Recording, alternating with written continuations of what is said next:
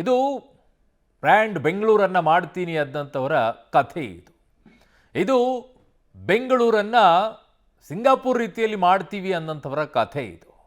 ಬೆಂಗಳೂರಿಗೆ ಅಪಾರ ಪ್ರಮಾಣದಂಥ ದುಡ್ಡು ಸುರಿದಂಥವರ ಕಥೆ ಇದು. ಬೆಂಗಳೂರಲ್ಲಿ ಎಲ್ಲವನ್ನೂ ಕೂಡ ಸರಿ ಮಾಡಿದ್ದೀವಿ ಅನ್ನುವಂಥವರ ಕಥೆ ಇದು.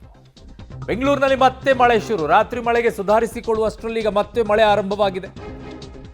ನಿನ್ನೆ ರಾತ್ರಿ ಅವಾಂತರವೇ ಕಡಿಮೆ ಆಗಿಲ್ಲ, ಇನ್ನು ಆ ನೀರೇ ಇಂಗಿಲ್ಲ. ಇನ್ನು ಗುಡುಗು ಸಹಿತ ಗಾಳಿ ಮಳೆ ಮುನ್ಸೂಚನೆಯನ್ನ ಕೊಡ್ತಾ ಇದೆ. ಬೆಳಗ್ಗೆಯಿಂದಲೂ ಕೂಡ ಮೋಡ ಮುಗಿಸಿದ ವಾತಾವರಣನೇ ದಟ್ಟವಾಗಿದೆ. ಮತ್ತೆ ಮಳೆಯಿಂದ ಮತ್ತಷ್ಟು ಸಮಸ್ಯೆ ಉಲ್ಬಣ. ಯಾವ ಅನುಮಾನನೂ ಇಟ್ಕೊಳ್ಳೋಕೆ ಹೋಗಬೇಡಿ.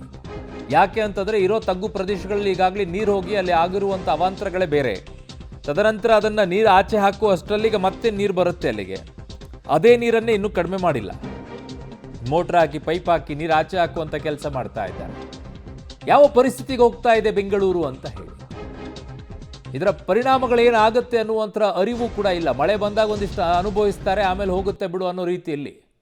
ಯಾಕೆ ಅಂತಂದರೆ ಸರ್ಕಾರಗಳಿಗೇನು ಅಂತಂದರೆ ಇದು ವರ್ಷದಲ್ಲಿ ಒಂದು 3 ತಿಂಗಳು ಅಷ್ಟೇ ಸಮಸ್ಯೆ. ಹೆಂಗೋ ಆಗತ್ತೆ, ಏನೋ ಮ್ಯಾನೇಜ್ ಮಾಡ್ಕೊಂಡು ಹೋಗ್ತಾರೆ ಜನ, ಅವರವ್ರ ಮನೆಗಳಿಗೆ ಬಂದಾಗ ಅವ್ರವ್ರು ನೋಡ್ಕೊಳ್ತಾರೆ ಅನ್ನುವಂಥ ಮಾನಸಿಕತೆ ಎಲ್ಲ ಸರ್ಕಾರಗಳಿಗೆ ಬಂದುಬಿಟ್ಟಿದೆ. ಹಾಗಾಗಿ ಈ ಸರ್ಕಾರಗಳು ಅದಕ್ಕೆ ಶಾಶ್ವತವಾದಂಥ ಪರಿಹಾರವನ್ನು ಹುಡುಕುವಂಥ ಕೆಲಸಕ್ಕೆ ಗೋಜಿಗೆ ಹೋಗೋದಿಲ್ಲ. ಕಾರಣ ಇನ್ನುಳಿದಂಥ ತಿಂಗಳುಗಳೆಲ್ಲ ಸರಿ ಇರುತ್ತೆ.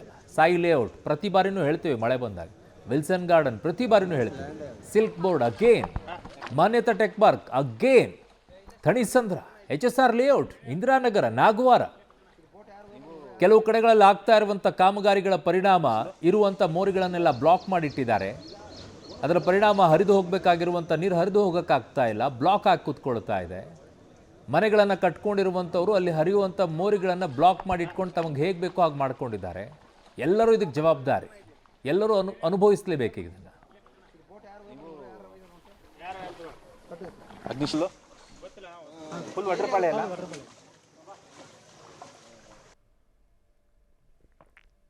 ಇದು ಬರೀ 4 ಜಾಗಗಳದಷ್ಟೇ ತೋರಿಸ್ತಾ ಇದ್ದೀವಿ.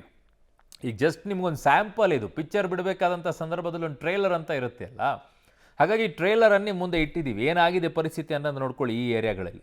ಇನ್ನು ಬೇರೆ ಏರಿಯಾಗಳಿಗೆ ಆಗಿಲ್ವಾ ಅಂತಂದರೆ ಆಗಿದ್ದಾವೆ. ಇನ್ನು ಭಾಳಷ್ಟು ಏರಿಯಾಗಳಲ್ಲಿ ಏನೇನು ಸಮಸ್ಯೆಗಳಾಗಿದೆ ಅನ್ನೋದನ್ನು ಒಂದೊಂದಾಗಿ ನಿಮ್ಗೆ ಹೇಳ್ತಾ ಹೋಗ್ತೀವಿ.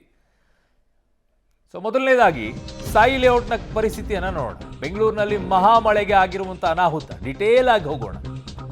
ಅರ್ಧ ದಿನ ಕಳೆದರೂ ಕೂಡ ನೀರಿನ್ನೂ ಕೂಡ ತಗ್ಗಿಲ್ಲ. ಸಾಯಿ ಲೇಔಟ್ ಜನರನ್ನ ಅಲ್ಲಿಂದ ಸ್ಥಳಾಂತರ ಮಾಡ್ತಾರೆ. ಅದರದ್ದೊಂದು ಸಮಸ್ಯೆ ಇದೆ ಅಲ್ಲಿ, ಹೇಳ್ತೀನಿ ಅದನ್ನು. SDRF ಮತ್ತು ಅಗ್ನಿಶಾಮಕ ದಳ, ಸಿವಿಲ್ ಡಿಫೆನ್ಸ್ನಿಂದ ಈಗ ರಕ್ಷಣಾ ಕಾರ್ಯಾಚರಣೆಯನ್ನು ಮಾಡ್ತಾ ಇದ್ದಾರೆ. ಜನರನ್ನ ಸುರಕ್ಷಿತ ಸ್ಥಳಕ್ಕೆ ಸ್ಥಳಾಂತರಿಸ್ತಾ ಇದ್ದಾರೆ ಸಿಬ್ಬಂದಿಗಳು. ಮನೆಯಲ್ಲಿ ಯಾರಾದರೂ ಸಿಲುಕಿದ್ರೆ ತಿಳಿಸುವಂತೆ ಮನವಿಯನ್ನ ಮಾಡ್ಕೊಳ್ತಾ ಇದ್ದಾರೆ. ಭಯಪಡುವಂಥ ಅಗತ್ಯತೆ ಇಲ್ಲ ಅಂತ ಮೈಕ್ ಮೂಲಕ ಅನೌನ್ಸ್ಮೆಂಟ್ ಅನ್ನ ಮಾಡ್ತಾ ಇದ್ದಾರೆ. ಕಾರಣ ಕೊಚ್ಕೊಂಡು ಹೋಗುವಂಥ ಪರಿಸ್ಥಿತಿ ಇಲ್ಲ. ಮನೆಯಲ್ಲಿರುವಂಥ ವಸ್ತುಗಳೆಲ್ಲ ಹಾನಿ ಆಗೋಗ್ಬಿಟ್ಟಿದೆ. ಇಲ್ಲಿ ಸಮಸ್ಯೆ ಏನು ಅಂತಂದರೆ ಈ ಸಾಯಿ ಲೇಔಟದ್ದು ನೋಡಿ, ಅಲ್ಲಿ ಸಮಸ್ಯೆ ಎಲ್ಲವೂ ಕೂಡ ಗೊತ್ತಾಗಿರೋದೇನು ಅಂದರೆ ಪಕ್ಕದಲ್ಲಿ ರಾಜ ಕಾಲುವೆ ಹರಿಯುತ್ತೆ. ಇದರ ಪಕ್ಕದಲ್ಲೇ ಆ ರಾಜ ಕಾಲುವೆಗೆ ಒಂದು ಬ್ಲಾಕ್ ಮಾಡಿಟ್ಟಿದ್ದಾರೆ. ಆ ಬ್ಲಾಕ್ ಮಾಡಿದ ಪರಿಣಾಮವಾಗಿ ಅಲ್ಲಿರುವಂಥ ನೀರೆಲ್ಲ ಈ ಲೇಔಟಿಗೆ ಬರುತ್ತೆ.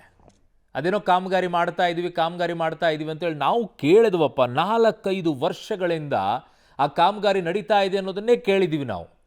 ಕಾಮಗಾರಿ ಮಾತ್ರ ಮುಗಿಲಿಲ್ಲ.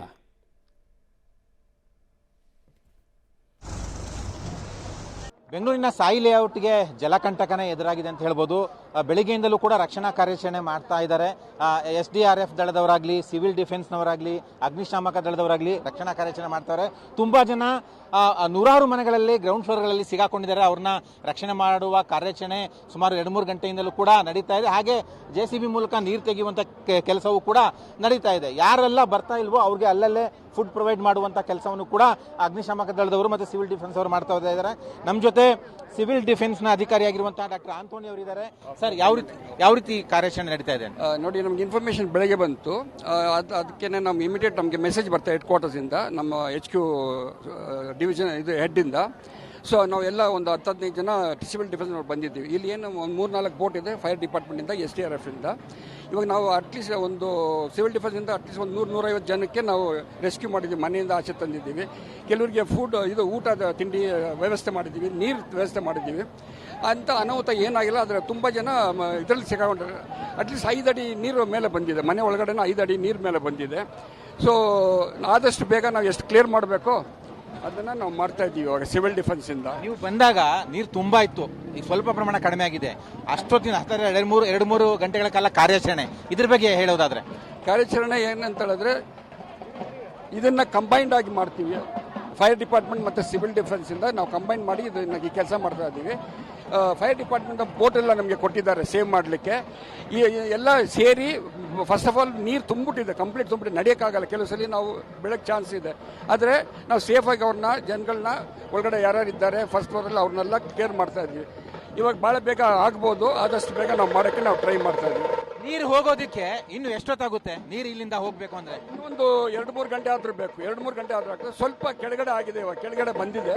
ಇನ್ನು 2-3 ಅವರ್ ಬೇಕಾದರೆ ಆಗ್ಬೋದು. ಅಷ್ಟರೊಳಗೆ ನಾವು ಎಲ್ಲರೂ ಇರ್ತೀವಿ ಸೇವ್ ಮಾಡೋಕ್ಕೆ. ಎಲ್ಲರೂ 3 ಜನ. Thank you sir, thank you. ಇದು ಸಿವಿಲ್ ಡಿಫೆನ್ಸ್ನವರ ಮಾತುಗಳು. ಒಟ್ಟಾರೆಯಾಗಿ ನೀರು ತುಂಬಿಕೊಂಡಿದೆ, ಒಂದು ಸ್ವಲ್ಪ ಪ್ರಮಾಣ ಈಗ ತೆಗೆಯುವಂಥ ಪ್ರಯತ್ನದಲ್ಲಿ ಸಫಲರಾಗಿದ್ದಾರೆ.